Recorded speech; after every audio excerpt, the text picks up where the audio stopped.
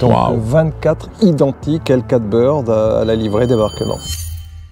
Eh ben, salut Max, on est à Briare, je viens d'arriver ce matin, merci de nous accueillir ici parce que c'est vraiment sympa, on a déjà fait un petit tour online et offline, donc pour l'instant vous allez découvrir après. Bienvenue sur ma chaîne YouTube, bienvenue pour ce vlog à Briare, nous sommes à l'Aéroclub Giennois.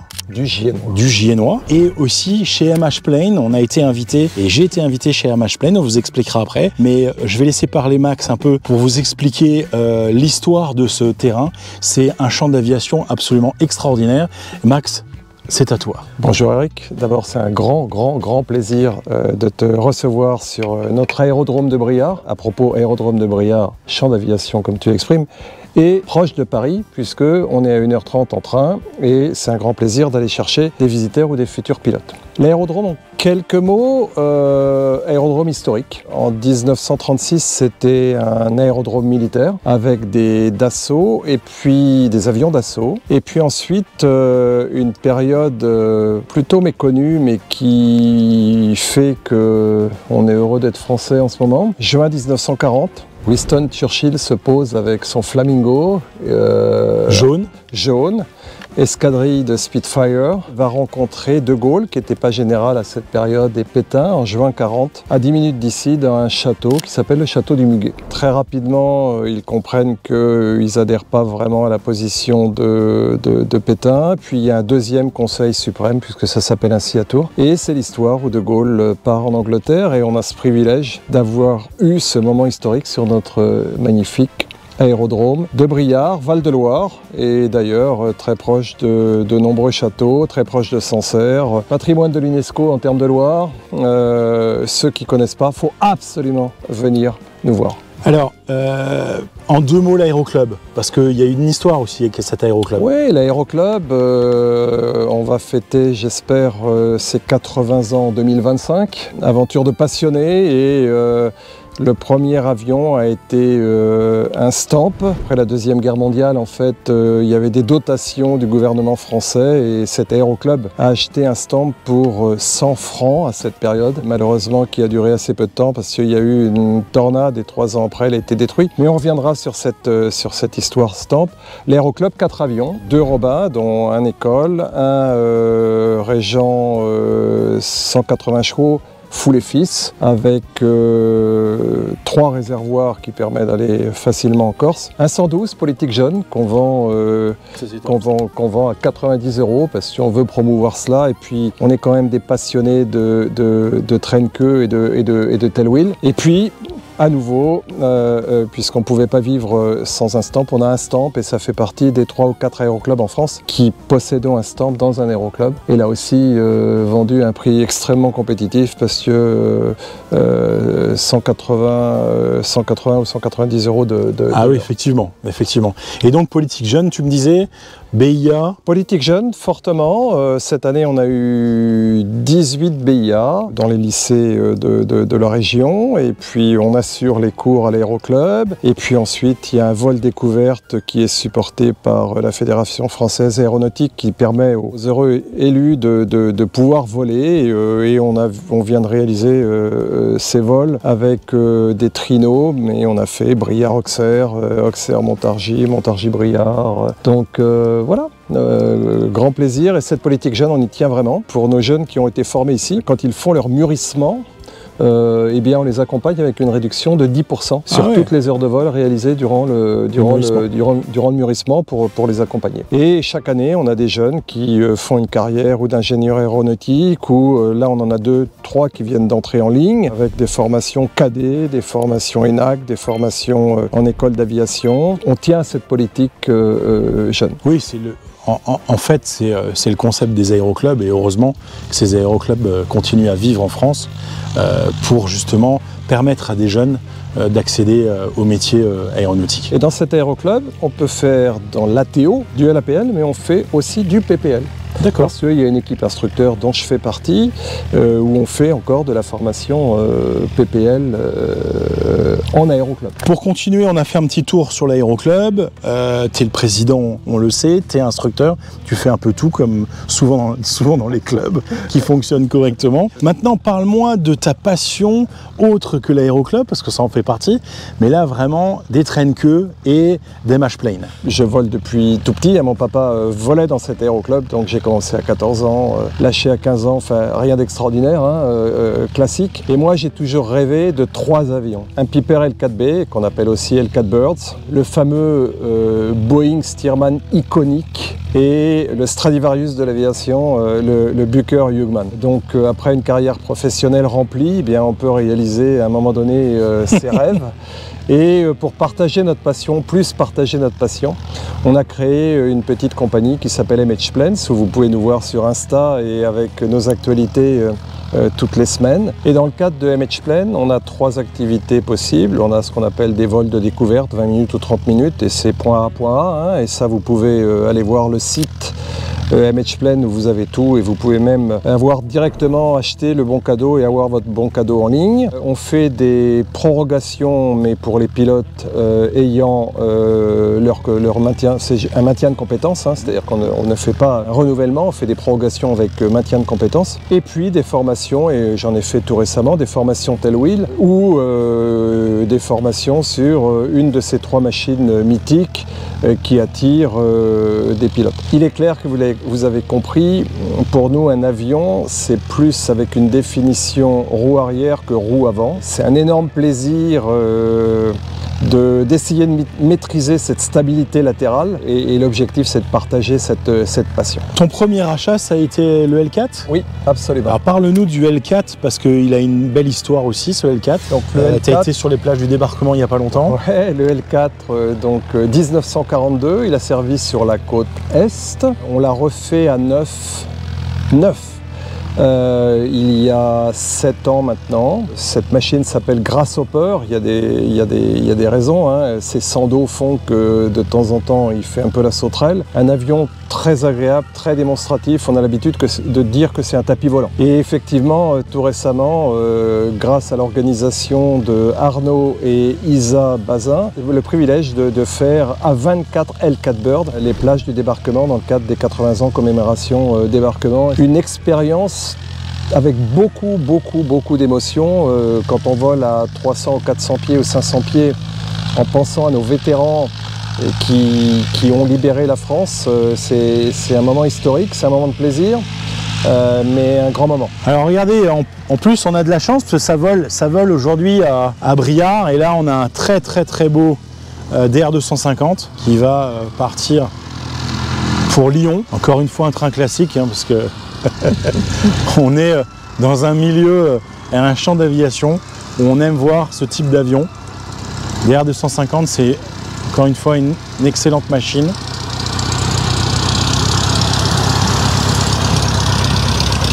Un pilote de TBM aussi, vous voyez, qui fait du DR250. Ouais, donc ce L4, vous avez été grâce à Isa et Arnaud, donc sur les plages du débarquement. Oui. Et donc combien tu disais, combien d'avions ? 24. Wow, 24. 24 L4 Birds qui venaient d'Espagne, qui venaient de Hollande, qui venaient d'Angleterre, qui venaient d'Écosse. Donc wow. 24 identiques L4 Bird à la livrée débarquement. Ça, vous avez fait ça sur un week-end ou Mais lors des cérémonies, ah, 6, 7, 8 de tête juin, véritablement. Max, donc ton premier achat, quand tu as eu ton idée de créer MHPlanes pour faire découvrir cette aviation Avant, puisque en fait, moi j'ai pris 68 ans et je me le suis acheté ou la famille me l'a acheté pour mes 50 ans. Ah oui, d'accord. Donc j'ai toujours rêvé de cette machine, et on l'a fait restaurer de A à Z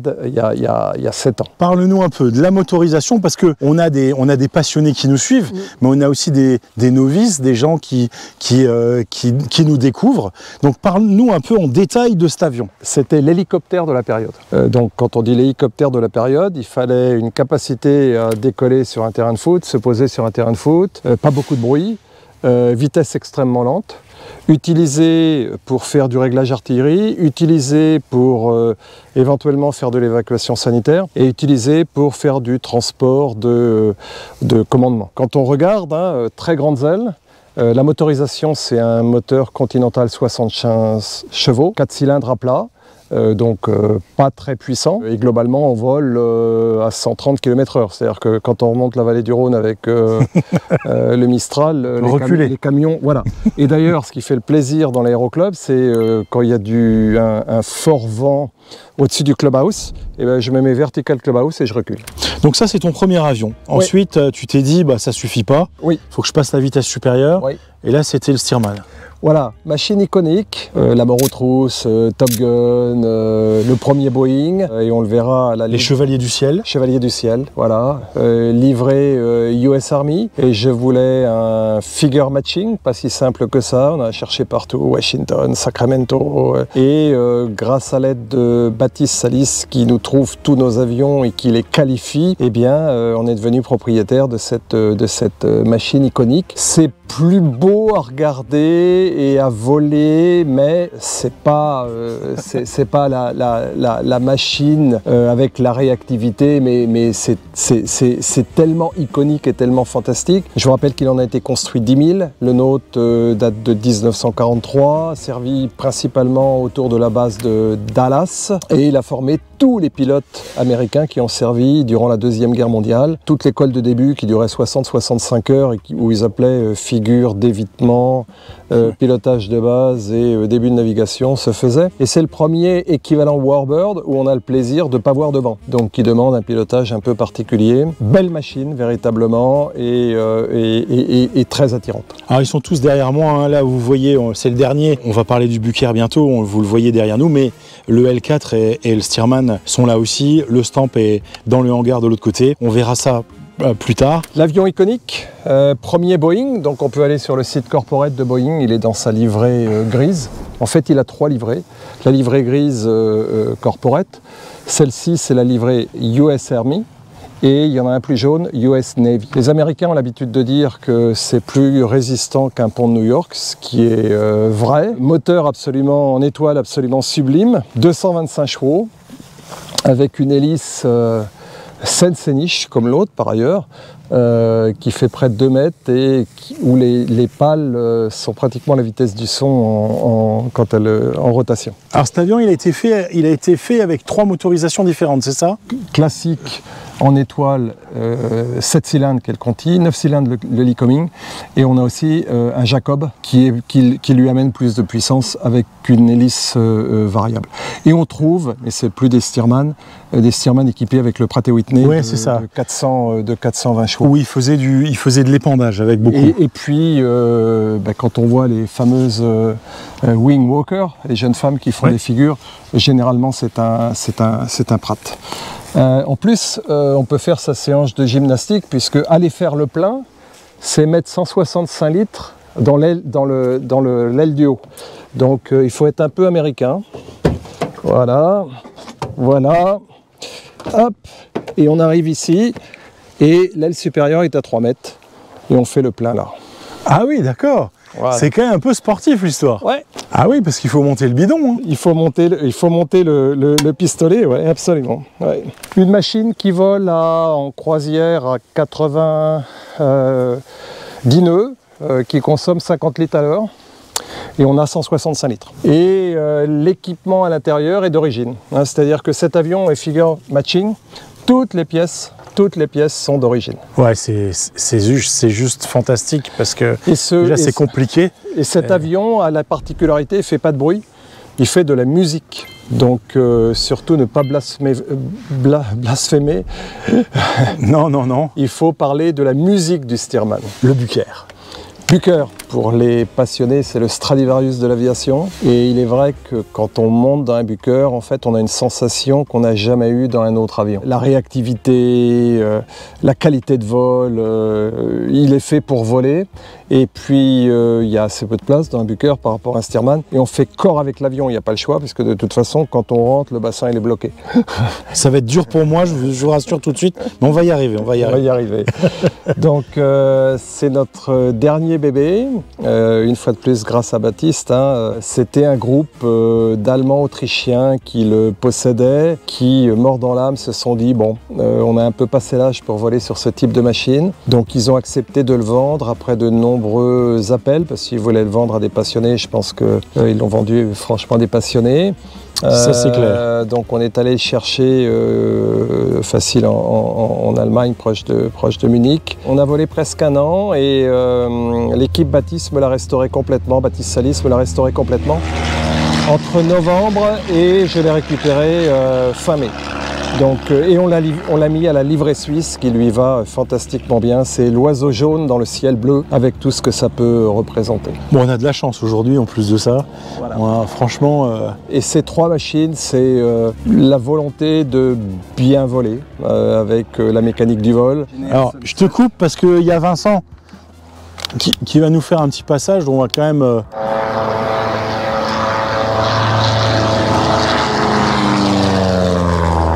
Voilà, c'est reparti.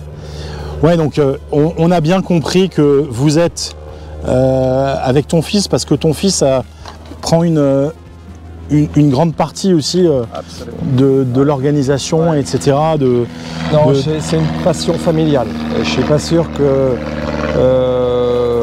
seul j'aurais réalisé tous ces rêves. Et puisqu'on a la chance de partager vraiment cette passion, tout est au rendez-vous. Et c'est vrai que voler sur un sunset, il est 21h, vous avez la tête dehors, l'odeur du foin, c'est quand même... Non, effectivement, en plus vous êtes vraiment dans une région, les gens qui veulent se faire plaisir, voler la tête au vent. Effectivement, on a de la chance, super région, donc ce que je disais, les gens qui veulent se faire plaisir, voler la tête à l'air, franchement, au coucher de soleil ou au lever de soleil, ça peut le faire aussi, parce que je pense que tu es un lève-tôt, oui, surtout pour aller voler.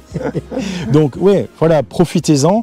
MH Planes, je vous l'ai dit, vous trouverez bien évidemment les coordonnées, l'adresse internet, les liens Facebook et Instagram dans ma description. Max, ton dernier jouet? Mon dernier jouet, donc un magnifique Bucher Hugman, que grâce à Baptiste Salis, et je recommande Baptiste, tant d'un point de vue, est en mesure de trouver des belles machines, que entretenir ces belles machines, parce que je n'aurais pas cette flotte sans l'aide de Baptiste. Vous pouvez voir que sur un Bucher, on a du cuir partout pour être sûr d'optimiser toutes nos vitesses. Entre les ailes, on a aussi du cuir pour limiter l'écoulement négatif au niveau de la dérive. On a là aussi tout un filet de cuir pour éviter tous les efforts aux manches. Dès qu'on souffle la profondeur, eh bien, le filet d'air passe au-dessus pour ramener sans effort. La différence du Stearman, on a 4 ailerons. Sur le Stearman, on n'a que 2 ailerons. Et son nom, lui, va très bien, c'est le Stradivarius de l'aviation. Donc en clair, quand on a commencé à voler avec ce type de machine, on se dit qu'on comprend ce qu'est piloter véritablement. Ouais, ce que tu me disais, quand je suis arrivé tout à l'heure, tu m'as dit, mais va regarder un peu les commandes. Et c'est vrai que c'est hyper léger, quoi. Alors déjà, il n'y a pas de câble par rapport à un Stearman. Ce n'est que des commandes, que des barres de commande, que des commandes rigides. Et globalement, en voltige, on passe à peu près toutes les figures dans une pièce de 2 €. On rentre dedans comme dans un baquet de Formule 1. Voilà, dans un baquet de Formule 1. On fait corps avec la machine. On ne va pas se répéter, mais sachez quand même que vous pouvez profiter de ces 3 machines. Vous pouvez kiffer un vol en Stearman, un vol en Bucher, un vol en Piper Cub, en L4. Donc tout ça, c'est possible grâce à cette société qui s'appelle MH Plane. Survoler les châteaux de la Loire, survoler Sancerre, etc.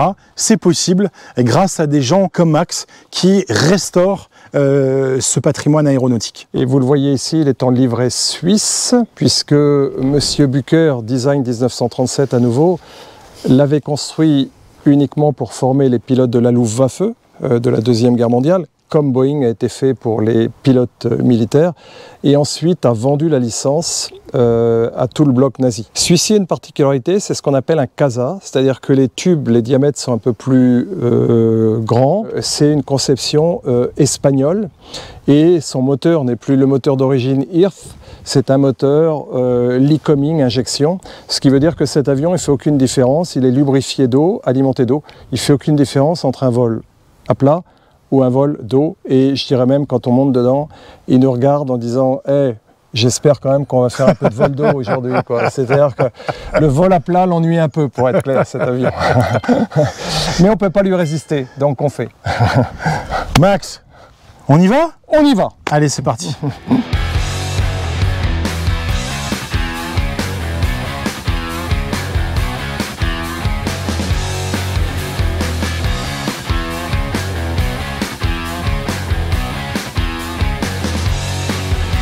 Non, ça va, non? T'es bien là? Ouais, je suis bien. Ok.